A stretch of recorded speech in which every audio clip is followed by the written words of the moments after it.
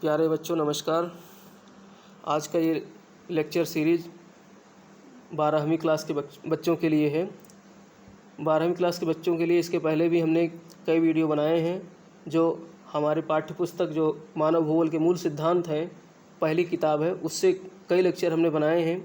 तो इस लेक्चर को देखने से पहले आप लोग उसमें जो लेक्चर दिए गए हैं उन लेक्चर्स को देख लीजिए, क्योंकि जो प्रथम किताब है हमारी, जो 12th क्लास की जो फर्स्ट बुक है जिसका नाम है मानव भूगोल के मूल सिद्धांत, उसमें जो सिद्धांत दिए हुए हैं उन्हीं सिद्धांतों का हम ये दूसरी बुक जो हमारी भारत भूगोल जो है, जिसमें हम भारत के मानव भूगोल का अध्ययन करते हैं, जनसंख्या वगैरह का अध्ययन करते हैं, तो वो जो हमने फर्स्ट बुक में पढ़ी है उसी ज्ञान का हम व्यवहारिक रूप से यहाँ पर जो है अप्लाई करते हैं, उस ज्ञान को जो हमने वहाँ सीखा है।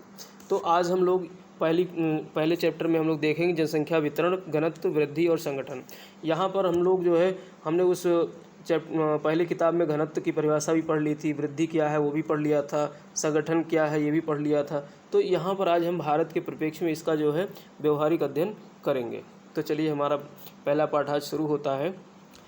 तो भारत जनसंख्या वितरण, घनत्व एवं वृद्धि एवं संगठन। तो कुछ इसके फैक्ट्स हैं, कुछ हम जानकारी हैं जो ले लेते हैं। तो देखिए जनसंख्या के बारे में जानकारी कैसे होती है। एक विभाग है जो जनगणना का काम करता है, ठीक है। तो भारत में जो पहली जनगणना हुई थी लॉर्ड मेयो के समय में, जो ब्रिटिश गवर्नर था 1872 में, उसके समय में हुई थी, लॉर्ड मेयो के समय में 1872 में। परंतु पहली संपूर्ण जनगणना 1881 में लॉर्ड रिपन के कार्यकाल में हुई थी। तब से प्रत्येक 10 वर्ष के अंतराल से नियमित जनगणना हो रही है। देखिए जनगणना जो होती है वो हर 10 वर्ष पर होती है, 10 वर्ष के अंतराल पर जनगणना की जाती है, और ये 1881 से लगातार चली आ रही है। 1881 में हुई, फिर दूसरी जनगणना 1891 में हुई होगी, लेकिन 1872 में जो है पहली जनगणना हुई थी। अब इसमें प्रश्न ये आ सकता है, टिक लगाने में आ सकता है कि भारत की सबसे पहली जनगणना कौन सी है, तो 1872 है। लेकिन दूसरा प्रश्न ऐसे पूछ सकता है, भारत की जो संपूर्ण जनगणना थी या नियमित जनगणना थी वो कब से प्रारंभ हुई, 1881 में, और उसमें गवर्नर जनरल कौन था, तो उस समय लॉर्ड रिपन गवर्नर जनरल था, लॉर्ड रिपन, ठीक है। तो ये हमें ध्यान रखना है।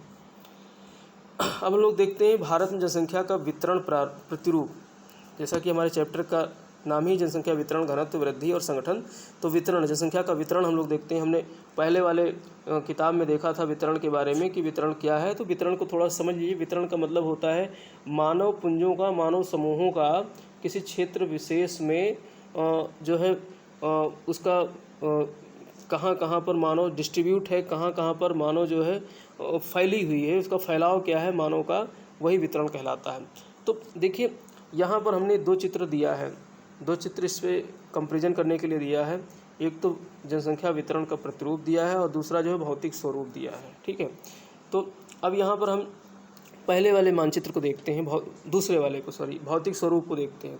तो देखिए भौतिक स्वरूप को हम जब देखते हैं तो इसमें पाते हैं कि ये वाला एक कलर के माध्यम से हम समझ सकते हैं। ये वाला हिस्सा जो है ये क्या है, ये पर्वतीय हिस्सा है। जो ब्राउन कलर से होता है उसमें भी वाइट जो स्पॉट होते हैं, वाइट स्पॉट का मतलब है कि इस पर्वत क्षेत्र पे क्या है, बर्फ़ पड़ती है, तो ये पर्वतीय क्षेत्र है, ठीक है। और इसकी तुलना हम यहाँ से करते हैं, देखते हैं। ये जो डार्क सर्किल है बहुत गहरा है, ये क्या दिखाता है कि यहाँ पर जनसंख्या ज़्यादा है। और जो एकदम बिल्कुल वाइट सा हो रहा है, ये वाला क्षेत्र पूरा वाइट सा हो रहा है, तो यहाँ पर जनसंख्या बहुत कम है। यहाँ पर इसका वितरण बहुत विरल पाया जाता है। तो इसका कारण क्या है कि यहाँ पर जो है हिमालय क्षेत्र है, हिमालय रीजन बहुत ज़्यादा जो है ऊबड़ खाबड़ क्षेत्र है, उच्चावच जो है इसकी भौतिक जो सिनेरियो है, फिजियोग्राफी है, वो बहुत ही अंडुलेटिंग है, बहुत ज़्यादा उच्चावच है। वहाँ पर लोग रहने में जो है कठिनाई महसूस करते हैं, तो इसलिए यहाँ पर कम जनसंख्या रहती है। लेकिन वहीं पर हम ये वाला क्षेत्र देख लेते हैं, ये वाला हिस्सा देखते हैं, मतलब बहुत ग्रीन है ये इस तरीके से, और इधर भी इस तरीके से, ऐसे ऐसे ये पूरा ग्रीन बेल्ट है। अब यहाँ भी देख लेते हैं, तुलना कर लेते हैं। ये देखिए ग्रीन बेल्ट है, तो ये भी जो है डार्क ब्लैक बेल्ट है, काला घना काला बेल्ट है। तो अब इससे क्या सिद्ध होता है कि ये वाला क्षेत्र मैदानी क्षेत्र है, ये तटवर्ती मैदान है, और ये जो है उत्तर भारत का विशाल मैदान है ये वाला क्षेत्र। तो उत्तर भारत के विशाल मैदान में नदियों ने जो है ला करके गाद, मलबा और बहुत सारे उपजाऊ तत्वों को जमा किया है। तो यहाँ पर कृषि अच्छी हो जाती है, चूँकि ये समतल मैदान है, खेती अच्छी हो जाती है, तो ज़्यादातर लोग इसी क्षेत्र में रहना पसंद करते हैं। इसलिए यहाँ पर जो है ये ब्लैक डार्क दिखाई दे रहा है बहुत ज़्यादा। और इसके अलावा अब यहाँ पर एक क्षेत्र और हम देखते हैं, देखिए ये वाला हिस्सा जो है, ये देखिए ये जो है हल्का जो है ब्राउनिश और येलोइश है, और यहाँ पर भी जो है कम लोग रहते हैं। तो ये थार का मरुस्थल है, भारत का थार का मरुस्थल है, जो ये दिखाता है कि यहाँ पर मरुस्थल में भी कम लोग रहते हैं। तो ये वाला क्षेत्र भी जो है इस तरीके से हुआ, लेकिन और बीच वाला जो क्षेत्र ये हल्का पीला और हरे पे है, तो ये बीच वाला क्षेत्र भी जो है कम विकसित है, मतलब कम लोग यहाँ रहते हैं। उसका कारण ये है कि ये जो है पठारी क्षेत्र है और बहुत ज़्यादा जो है यहाँ पर चट्टानी हिस्सा है पूरा, तो यहाँ पर खेती नहीं हो पाती है ठीक ठाक से, तो इसलिए यहाँ पे लोग कम रहते हैं। लेकिन यहाँ पर कुछ देख सकते हो आप, जो मानव का जमघट है वो कुछ इस तरीके से पुंज में पाया जाता है जगह जगह। तो कारण क्या है, यहाँ पर बड़े बड़े शहरों का निर्माण। तो अभी हम आगे देखेंगे जनसंख्या वितरण को प्रभावित करने वाले कारकों में। ये हमने यहाँ पर इसलिए इस कंपेरिजन करके इस अध्ययन करना इसलिए चाहा कि जो है इससे हम ये सिद्ध कर सकते हैं कि हमारे भारत का एक जो बहुत बड़ा विशाल क्षेत्र है, उस विशाल क्षेत्र में जनसंख्या कहाँ कहाँ रहती है और क्यों वहाँ रहती है, और जहाँ नहीं रहती है वहाँ क्या कारण है। तो हमने ये देखा कि भौतिक स्वरूप बहुत कुछ जो है हमारी जनसंख्या के वितरण को प्रभावित करता है। तो असमान जनसंख्या वितरण के कारण क्या हैं, असमान जनसंख्या वितरण के क्या कारण है भारत में। तो भौतिक कारण है, सामाजिक कारण है, आर्थिक कारण है, ऐतिहासिक कारण है। ये इनको हमने 4 कारणों में बांटा है। भौतिक कारण में हमने भूविन्यास जो हमने कि इसमें देखा था, पीछे वाले इस वाले चैप्टर में उसमें स्लाइड में देखा था। ये क्या था, भौतिक विन्यास था, ये हमारा भौतिक विन्यास था, इसको हमने देखा था। और जलवायु, अब देखिए जलवायु की अगर हम बात करें तो हम फिर इस वाले मानचित्र पे आते हैं। अब यहाँ पर हम एक मानचित्र बनाते हैं, चलिए बना ही है, लेकिन हम इस तरीके से सादा मानचित्र बनाते हैं। सॉरी गलत बना, ये है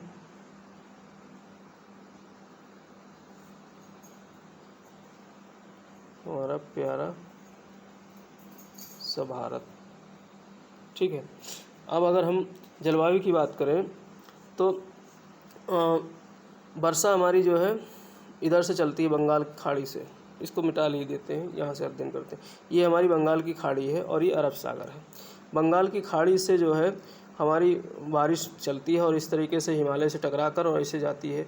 तो ये पूरा क्षेत्र जो है वर्षा के कारण काफ़ी हरा भरा है और घना जो है कृषि का घना क्षेत्र है, इसलिए यहाँ जनसंख्या अधिक पाई जाती है। तो जलवायु भी कहीं ना कहीं जनसंख्या वितरण को प्रभावित करता है। और हमने राजस्थान वाले क्षेत्र में देखा था, जो ये वाला क्षेत्र था, राजस्थान वाला,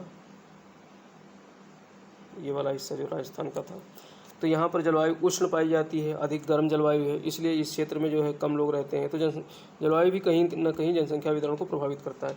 और दूसरा जल की उपलब्धता, यानी जहाँ पर पीने का जल है, अच्छा खासा सिंचाई के लिए, कृषि के लिए जल है, तो वहाँ भी जनसंख्या अधिक पाई जाती है। और जहाँ ऐसी व्यवस्था नहीं, जैसे राजस्थान का आप देख लो, थार का मरुस्थल है, तो वहाँ जल का उपलब्धता नहीं है। आपने वहाँ पर देखा होगा कि पीने के जल के लिए किस तरीके से महिलाएं जो है, जो वहाँ की घरेलू महिलाएं हैं, वो अपने सर पे जो है मटके रख करके बहुत दूर से जल लेकर आती हैं भर करके। तो ऐसी जगह कौन रहना चाहेगा। तो जल की उपलब्धता जो है ये भी प्रभावित करता है। और संसाधनों की उपलब्धता, भाई संसाधन, कुछ ऐसे भी क्षेत्र हैं भारत में, जैसे आपका झारखंड वाला क्षेत्र है, छत्तीसगढ़ वाला क्षेत्र है। तो झारखंड और छत्तीसगढ़ वाले इलाके में क्या है, जो ये है हमारा, देखिए झारखंड छत्तीसगढ़ वाला इलाका, ये वाला क्षेत्र जो है, ये झारखंड और छत्तीसगढ़, ये हो गया आपका झारखंड वाला इलाका, और ये छत्तीसगढ़ वाला इलाका। तो यहाँ पर पठारी क्षेत्र है, जंगली क्षेत्र है, लेकिन यहाँ संसाधन ज़्यादा है। तो संसाधन ज़्यादा होने की वजह से हमने देखा था इधर जनसंख्या, यहाँ पर संकेंद्रण ठीक ठाक था। ये देखिए ये वाला क्षेत्र जनसंख्या संकेंद्रण यहाँ था, ठीक है। तो इसके वजह से जनसंख्या यहाँ ज़्यादा पाई जाती है, संसाधनों की उपलब्धता के कारण। और सामाजिक कारक की अगर बात करें तो परिवहन जाल तंत्र है। यानी भाई अगर आज के समय में क्या है, अगर लोगों के पास अगर कहीं ऐसे आइसोलेटेड क्षेत्र में रहते हैं जहाँ पर जो है एक निश्चित दूरी पर है, काफ़ी दूर है कोई स्थान, लेकिन वहाँ तक परिवहन है, जो है परिवहन से वो जुड़ा हुआ है, चाहे सड़क मार्ग से, चाहे रेल मार्ग से, चाहे वायु मार्ग से। अब जैसे आप अंडमान निकोबार की बात करिए, अंग्रेज़ों के समय में अंडमान निकोबार को काला जब किसी हिंदुस्तानी को सज़ा देते थे तो अंडमान भेज देते थे, कहते थे इसको काले पानी की सज़ा मिल गई। यानी वो एकदम आइसोलेटेड था, बिल्कुल वहाँ जाने के लिए सिर्फ जल परिवहन था, वो भी जो है खतरों से काफ़ी जो है भरा हुआ था, तो उसका विकास भी इतना नहीं हुआ था। लेकिन आज क्या है, आज वो वायु परिवहन से जुड़ा हुआ है, जल परिवहन तो है ही है। तो इस तरीके से आज अंडमान निकोबार आज उस तरीके से आइसोलेटेड नहीं रह गया है। तो परिवहन जाल तंत्र भी जो है जनसंख्या वितरण को प्रभावित करता है। इसी प्रकार से मानव बस्ती प्रतिरूप, देखिए मानव बस्ती दो प्रकार की होती है, एक होती है ग्रामीण मानव बस्ती और दूसरी होती है नगरीय मानव बस्ती, ग्रामीण और नगरीय, ठीक है। तो दो प्रकार की मानव बस्ती होती है। अब नगरीय मानव बस्ती है, आप देख लीजिए जैसे आपका दिल्ली है, मुंबई है, तो ये नगरीय मानव बस्तियाँ हैं। यहाँ पर बहुत ज़्यादा जनसंख्या घनत्व पाया जाता है, काफ़ी जनसंख्या जो है एक छोटे से क्षेत्र में ही रहती। करोड़ों की जनसंख्या दिल्ली में, करोड़ों की जनसंख्या जो है मुंबई में निवास करती है। तो उसका कारण क्या है कि वहाँ पर सभी सुख सुविधाएँ, रोजगार के साधन, स्वास्थ्य सुविधाएँ सब उपलब्ध हैं। इसलिए जो है वहाँ पर क्या है, बस्ती का प्रतिरूप जो है नगरीय होने के कारण जनसंख्या ज़्यादा पाई जाती है। और ग्रामीण क्षेत्रों में जो कि कृषि प्रधान क्षेत्र होता है, ग्रामीण क्षेत्र, वहाँ पर जो है इस तरीके से इतना ज़्यादा घनत्व जनसंख्या का नहीं पाया जाता है, वहाँ वितरण कम पाया जाता है। नगरीकरण इसी प्रकार से है, ये बस्ती के प्रतिरूप में ही इसका एक नगरीकरण भी पार्ट हो जाता है। बहुत सारे नगर हैं, उसके कारण भी जो है जनसंख्या का वितरण प्रभावित होता है। और आर्थिक कारकों में हम देखते हैं सिंचाई के साधनों का विकास, कृषि का विकास और औद्योगिकरण। सिंचाई के साधन, भाई कृषि के लिए सिंचाई की आवश्यकता, जैसे अब अभी मान लेते हैं जो ये वाला क्षेत्र है हमारा राजस्थान में, थार का मरुस्थल है यहाँ पर, और यहाँ से एक नहर खोदी गई है, इंदिरा गांधी नहर, इंदिरा गांधी कैनाल। तो इस कैनाल की वजह से ये वाला क्षेत्र बहुत उपजाऊ हो गया है, ये वाला क्षेत्र, इसके आसपास वाला क्षेत्र काफ़ी उपजाऊ हो गया है इस नहर के चलते। तो यहाँ पर भी लोग अब रहना शुरू कर दिए हैं। तो सिंचाई का साधन जहाँ विकसित हुआ है वहाँ पर लोग रह रहे हैं, तो जनसंख्या वितरण सिंचाई के साधनों से प्रभावित हुआ है। और कृषि का विकास तो यही है, कृषि का विकास जिन जिन क्षेत्रों पे हुआ है वे कृषि तो पालना है जनसंख्या का, तो इसलिए जो है उस पालने में कौन नहीं रहना चाहेगा। और औद्योगिकरण, नगरीकरण और औद्योगिकरण दोनों लगभग एक जैसे ही मिलते जुलते टॉपिक है, समझने की ज़रूरत नहीं है। और ऐतिहासिक कारण में मानव बस्ती का प्रारंभिक इतिहास, मानव बस्ती का आरंभिक इतिहास। अब देखते हैं हम, हमारा जो भारत वाला क्षेत्र था, भारत में देखिए पहले जो स्रोत जनसंख्या की मिलते हैं हमारे देश में, ये वाला क्षेत्र पहले सिंधु घाटी सभ्यता के नाम से जानी जाती थी।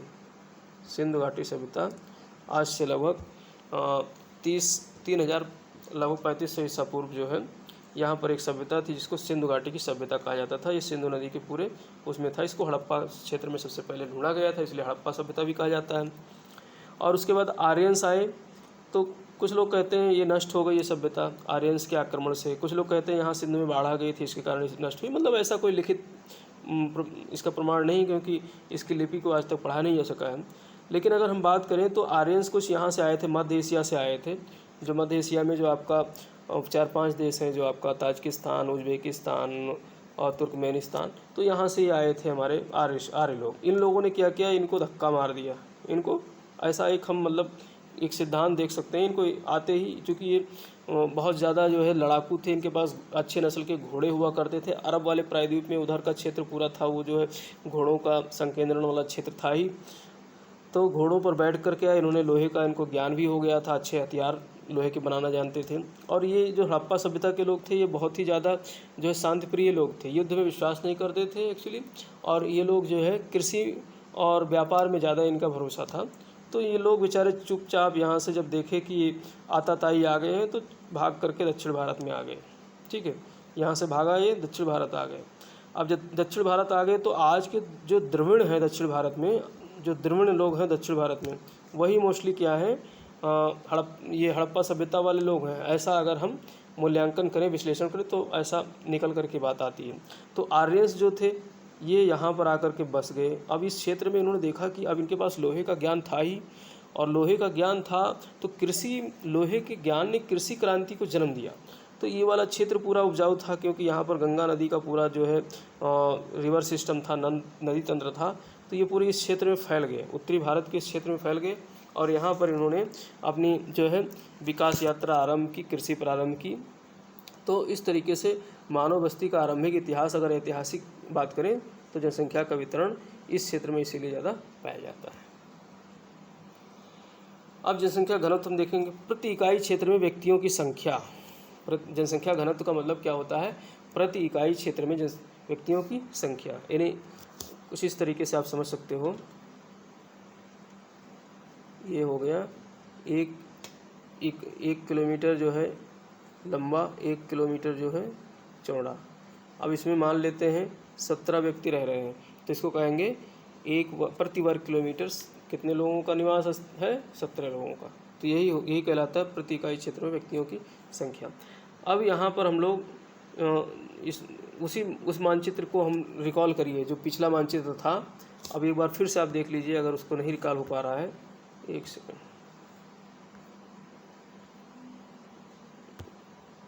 देखिए, इस वाले मानचित्र को आप दिमाग में बैठा लीजिए। यहाँ पे डार्क है, यहाँ पे इस तरीके से है, और ये हल्का है, ये हल्का है। अब ठीक है, अब इसको दिमाग में बैठा लीजिए। अब हम आते हैं इस वाले मानचित्र पे। अब देखिए, उससे कुछ मिलता जुलता है ये वाला क्षेत्र, और इस तरीके से ये पुंज है, ये तो ये जनसंख्या घनत्व है। यहाँ पर घनत्व अधिक है।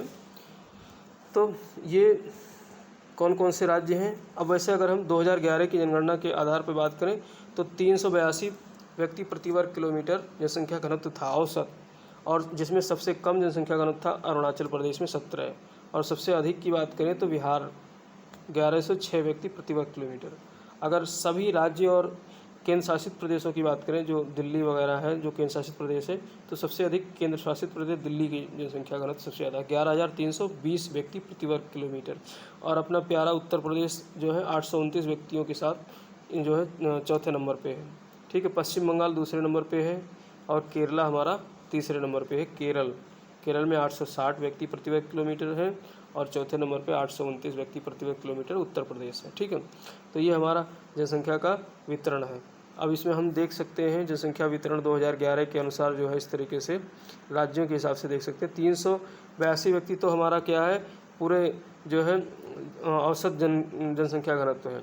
इसमें दिल्ली की बात करें 11,320 है, उसके बाद चंडीगढ़ है, यानी कि पुडुचेरी, दमन-दीव और लक्षद्वीप, ये यहाँ तक तो क्या है केंद्र शासित प्रदेश है। लेकिन बिहार यहाँ से शुरू होता है 1106 व्यक्ति के बाद, फिर पश्चिम बंगाल, फिर केरल, फिर उत्तर प्रदेश। इस तरीके से आंकड़ा आप देख सकते हो। तो 382 हमारा कहाँ ख़त्म हो जाता है, गोवा पे आकर के। तो गोवा तक औसत जनसंख्या घनत्व जो है भारत का जितना है वो यहाँ तक गोवा तक है, गोवा में विस्तृत। अभी इसमें देखते हैं कौन कौन से राज्य हैं। देखिए, हरियाणा है हमारा, तमिलनाडु है, पंजाब है, झारखंड है, असम है, गोवा है।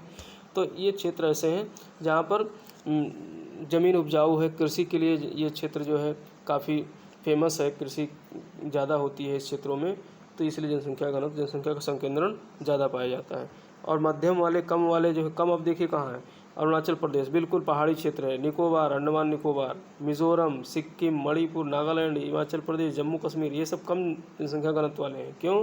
क्योंकि ये सब पहाड़ी क्षेत्र हैं, और इसलिए जनसंख्या घनत्व कम है। और मध्यम वाले हमारे ये क्षेत्र हो गए जो, ठीक है, तो इसमें है महाराष्ट्र, त्रिपुरा, कर्नाटक, आंध्र प्रदेश, उड़ीसा, तो ये सब पठारी वाले क्षेत्र हैं खास करके। तो यहाँ पर मध्यम जनसंख्या घनत्व पाई जाती है। अब हम जनसंख्या वृद्धि की चर्चा करेंगे। जनसंख्या वृद्धि का मतलब होता है, हमने इसका पहला वाला जो हमने मानव भूगोल के मूल सिद्धांत है, ये सारी चीज़ सीखने समझने के लिए आप उनमें जो वीडियो है 3-4 उनको देखिए, आप उनको सीखिए, तब आप समझ पाएंगे। लेकिन यहाँ पर हम रफली बता देते हैं, किसी क्षेत्र विशेष में रहने वाले लोगों की संख्या में 2 समय बिंदुओं के बीच परिवर्तन। तो जनसंख्या वृद्धि क्या है, किसी क्षेत्र में जनसंख्या, लोगों की संख्या में परिवर्तन। अब वो परिवर्तन 2 प्रकार की हो सकती है। ये सब हमने उस वाले लेक्चर में, जो पहले वाले वीडियोज़ हैं उसमें बताए थे। जनसंख्या परिवर्तन 2 प्रकार से होते हैं, ऋणात्मक और धनात्मक, वो सब यहाँ नहीं चर्चा करेंगे। तो जनसंख्या वृद्धि के घटक देखते हैं। जनसंख्या वृद्धि के घटक कौन कौन से? जन्म दर और मृत्यु दर और प्रवास। देखिए, जन्म दर और मृत्यु दर से तो प्राकृतिक वृद्धि और प्राकृतिक ह्रास होता है जनसंख्या का, और प्रवास जो है वो प्राकृतिक नहीं है। प्रवास से क्या होता है, अब जैसे मान लेते हैं एक उदाहरण से आप समझिए, जैसे ये क्षेत्र है, ठीक है, और एक ये क्षेत्र है, दो क्षेत्र है, मान लेते हैं ये गांव है और ये शहर है, ठीक। अब यहाँ भी जन्म दर और मृत्यु दर है, यहाँ भी जन्म दर और मृत्यु दर है, दोनों चीज़ें हैं। लोग जन्म लेते हैं और मरते भी। जन्म दर का मतलब लोगों की मरने वालों की संख्या, मृत्यु दर का वो जन्म दर का मतलब जन्म लेने वालों की संख्या और मृत्यु दर मरने वालों की संख्या। तो अब दोनों जगह पे लोग जन्म ले रहे हैं और मर भी रहे हैं। लेकिन जो हमारा तीसरा चीज़ है प्रवास। अब मान लेते हैं यहाँ पर सुख सुविधाएं नहीं हैं, तो ये व्यक्ति उठेगा और यहाँ से चला जाएगा, इस क्षेत्र में आ जाएगा। अब मान लेते हैं ये पुरुष था, ये पुरुष आकर के काम की खोज में शहर में आ गया, तो यहाँ पर इसकी संख्या कम हो गई, इसकी संख्या यहाँ कम हो गई, ठीक है। तो अब जनसंख्या की वृद्धि यहाँ पर क्या हो जाएगी, ऋणात्मक हो जाएगी। लेकिन यहाँ पर अगर मान लेते हैं व्यक्ति ज़्यादा आ गए तो यहाँ पर धनात्मक वृद्धि हो जाएगी, जनसंख्या बढ़ जाएगी। तो किस कारण हुआ, प्रवास के कारण हुआ। लेकिन ये प्राकृतिक नहीं है, ये प्राकृतिक नेचुरल तरीका नहीं है, ठीक है। नेचुरल तो ये होता है कि वास्तविक रूप से जन्म दर और मृत्यु दर जब जो है घटते बढ़ते हैं तो वो नेचुरल तरीका होता है। तो इस तरीके से 3 कारक हैं जो जनसंख्या वृद्धि को प्रभावित करते हैं। अब हम टेबल के माध्यम से जनसंख्या वृद्धि को देख लेंगे, दशकीय और वार्षिक जनसंख्या वृद्धि। तो यहाँ पर देखिए ये 1901 से आंकड़ा शुरू हुआ है हमारा, जब उस समय भारत की जनसंख्या 23.83 करोड़ थी और 2011 में 121.08 करोड़ हो गई है। उस समय की जो जनसंख्या की करोड़ों में वृद्धि थी वो इस तरीके से देख रहे हैं हो रही है। इसमें जो 1921 वाली है, इसमें बहुत ही कम जनसंख्या बढ़ी थी। और वृद्धि की बात करें तो वृद्धि नेगेटिव में थी। उसका कारण ये था कि 1921 के आसपास जो है विश्व आर्थिक मंदी आई थी। जैसे आज के समय में कोरोना एक महामारी के रूप में फैली हुई है, तो उस समय जो है प्रथम विश्व युद्ध ख़त्म ही हुआ था। 1914 से लेकर के 1918 तक जो है प्रथम विश्व युद्ध चला था। और प्रथम विश्व युद्ध के ख़त्म होने के बाद में पूरी विश्व जो है आर्थिक मंदी की चपेट में आ गई थी, तो उसका प्रभाव भारत में भी पड़ा था। तो इस वजह से जनसंख्या, और युद्ध में बहुत सारी जनसंख्या मारी गई थी, और उस आर्थिक मंदी के कारण जो है गरीबी के कारण लोग बहुत सारे मारे गए थे, इसलिए नेगेटिव वृद्धि हो गई थी, ठीक है। तो ये वृद्धि है। और जो दशकीय वृद्धि है हुई है हमारे 2011 में।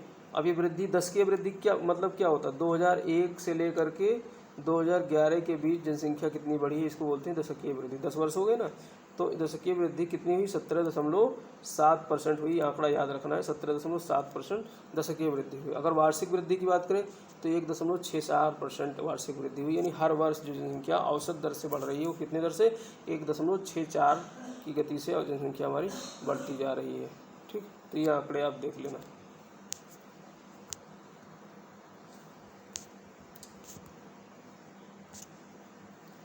अब जनसंख्या वृद्धि की 4 प्रावस्थाएं हैं। भारत में जनसंख्या वृद्धि किस तरीके से हुई है, 4 अवस्थाओं में हुई है, तो इसका हम लोग जो है अध्ययन करेंगे। पहली अवस्था जो है स्थिर जनसंख्या की अवधि है।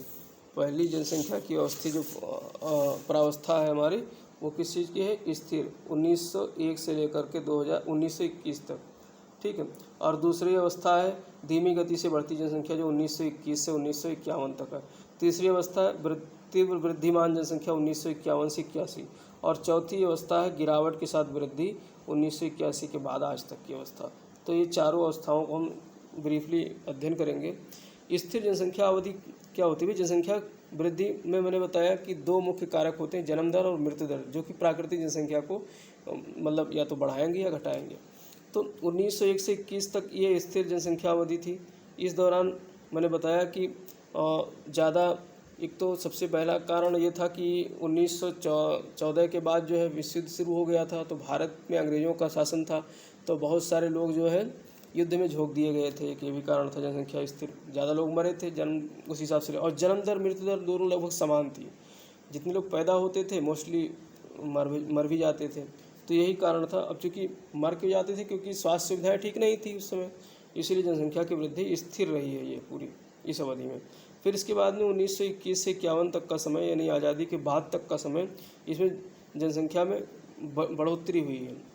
21 के बाद कुछ खोजें हुई, जो है सरकार, जो अंग्रेज़ सरकारें थी, उन्होंने भारत में कुछ ऐसी योजनाएं, कुछ जो है स्वास्थ्य सुविधाएं शुरू कर दी थी, जिसके कारण लोगों के मतलब मृत्यु दर में धीरे धीरे गिरावट आ रही थी। जनसंख्या जो जन्म दर थी वो तो बढ़ ही रही थी, तो इसलिए जनसंख्या की गति ये बढ़ी। ठीक है, लेकिन इस वाले तीसरे वाले पोजीशन में तीव्र वृद्धिमान जनसंख्या 1951 से लेकर के और 1981 तक का ये बहुत खतरनाक पीरियड था। इसी पीरियड को, इसी फेज़ को क्या कहा जाता है? जनसंख्या विस्फोट। इसी को कहा जाता है बच्चों जनसंख्या विस्फोट। एकदम से बम की तरीके से जनसंख्या फटी थी। इसके पीछे कई कारण थे। एक तो पहला कारण ये था कि इस दौरान भारत और पाकिस्तान का विभाजन हुआ था 1947 में। तो विभाजन के बाद क्या हुआ था कि करीब 7-8 वर्षों तक पाकिस्तान से, बांग्लादेश से लोग भारत आते रहे। तो अब बहुत आए तो बहुत, गए यहाँ से कम, तो इसलिए एकदम से जनसंख्या भारत की बढ़ गई थी। तो जनसंख्या बढ़ने का एक ये भी कारण था। और दूसरा कारण ये था कि इस समय स्वास्थ्य सुविधाएं भी ठीक ठाक हो गई थी। ठीक है, और जन्म दर बढ़ती चली जा रही थी, लेकिन जो मृत्यु दर उस पर कंट्रोल कर ली थी सरकार ने। तो इस तरीके से जनसंख्या में बहुत तेज़ी से विस्फोट हुआ, इसलिए इसको जनसंख्या विस्फोट की स्थिति कहते हैं। लेकिन फिर धीरे धीरे लोग शिक्षित होने लगे और समझने लगे। यहाँ तक तो लोग ये था कि भाई पहले ये कहते हैं ना कि भाई ज़्यादा बच्चे कर लेते हैं, नहीं तो फिर मान लेते हैं अगर 1-2 ही हुए तो वो भी मर जाएंगे, तो जनसंख्या मतलब हमारे जो कुनबे को चलाने वाला कौन रहेगा। तो इस तरीके से ये सोच यहाँ तक रही। लेकिन जब यहाँ पर आते हैं तो यहाँ पर साक्षरता की दर भी बढ़ने लगती है, लोग शिक्षित होने लगते हैं, सुविधाएं, स्वास्थ्य सुविधाएं सब बढ़ती हैं। तो इस तरीके से अब जनसंख्या में धीरे धीरे गिरावट आ रही है। तो ये 4 अवस्थाओं के बारे में हम लोग देखा। अब जनसंख्या वृद्धि में क्षेत्रीय भिन्नताएं ये देखते हैं। क्षेत्रीय भिन्नताएं का मतलब होता है कि किन किन राज्यों में जनसंख्या वृद्धि की क्या क्या जो है दरें हैं। तो इसके पीछे कई कारण होते हैं। देखिए, सबसे बड़ा सामाजिक कारण होता है, शैक्षणिक कारण होता है, ठीक है, भौगोलिक कारण भी कुछ होता है। तो ये सब कारण ऐसे हैं जो कुछ क्षेत्र विशेष में जनसंख्या की वृद्धि दर को बढ़ाती हैं, कम करती हैं। अब जैसे हम दक्षिण भारत में जो अच्छे राज्य हैं, गोवा की बात करें, केरला की बात करें, तो वहाँ पर शिक्षा का स्तर अच्छा है, सामाजिक स्टैंडर्ड अच्छा है, महिलाओं की स्थिति अच्छी है। भाई महिलाएं जहाँ पढ़ी लिखी होंगी, समझदार होंगी, तो वो फिर मतलब फैमिली प्लानिंग करती हैं, तो जनसंख्या की वृद्धि दर उस क्षेत्र में कम होती है। तो ये सब कुछ कारण है। अब देखिए यहाँ पर ये वाला क्षेत्र जो है ये पूरा क्या है, ज़्यादा जनसंख्या वृद्धि वाला क्षेत्र है। जम्मू कश्मीर की बात करते हुए भी है, तो ये सब क्या है, पिछड़े क्षेत्र हैं, ये वाले क्षेत्र हैं। लेकिन साउथ में चले जाइए, ये वाला क्षेत्र तमिलनाडु, आंध्र प्रदेश वाला, केरला वाला ये क्षेत्र कम जनसंख्या वृद्धि वाला क्षेत्र है। ठीक है, इस आंकड़े के माध्यम से हम देख सकते हैं सबसे अधिक जनसंख्या वृद्धि अगर हुई है तो दादर एवं नगर हवेली में हुई 55.9%। अगर राज्यों की बात करें तो मेघालय में सबसे ज़्यादा हुई है 27.9%। ठीक है, और सबसे कम जनसंख्या वृद्धि दर जो है वो हुई है आपकी, इसमें नहीं दिया हुआ है भाई, मणिपुर दिया हुआ है। चलिए,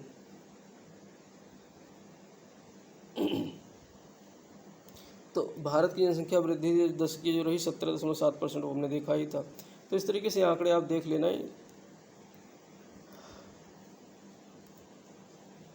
तो ये लेक्चर अभी पूरा नहीं हुआ है। अब इसके बाद चूँकि ये काफ़ी बड़ा हो रहा था तो हमने जो है यहाँ तक का पोर्शन कवर किया है।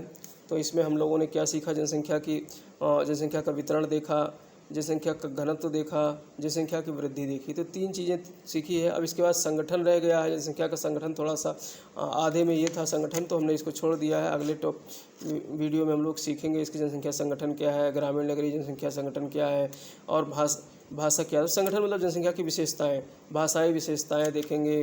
तो ये सारी चीज़ें हम अध्ययन करेंगे अगले स्लाइड में। तो तब तक आप लोग हमारे इस वीडियो के साथ बने रहिए और अगले वीडियो का इंतज़ार कीजिए। और इसके अलावा हम एक चीज़ और कहना चाहेंगे, अगर ये चैनल आप लोगों को आपके शिक्षा के लिए योगदान कर रहा है, पढ़ाई के लिए, तो आप जो है इसको सब्सक्राइब कर लीजिए और हमारे वीडियोज़ को लाइक कीजिए और लोगों तक पहुंचाइए, शेयर कीजिए। ठीक है, इसी के साथ धन्यवाद।